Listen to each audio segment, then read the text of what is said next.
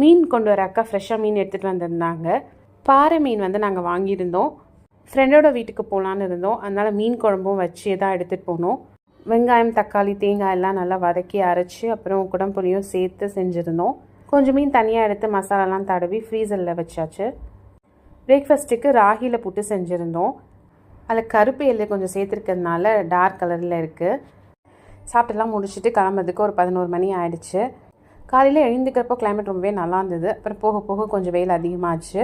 இருந்தாலும் பரவாயில்ல, இத்தனை நாள் கம்பேர் பண்ணும்போது இன்றைக்கி வெயிலோட அளவு வந்து கொஞ்சம் கம்மியாக தான் இருந்த மாதிரி இருந்தது.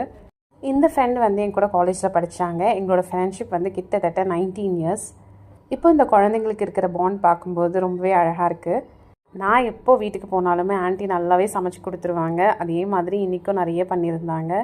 ஃப்ரூட் கஸ்டர்ட் வந்து எல்லாருமே ஒயிட் சுகர் போட்டு தான் பண்ணி நான் பார்த்துருக்கேன். ஃப்ரெண்ட் வந்து ப்ரௌன் சுகரில் ட்ரை பண்ணியிருந்தாங்க. அதுவுமே டேஸ்ட் நல்லா தான் இருந்தது.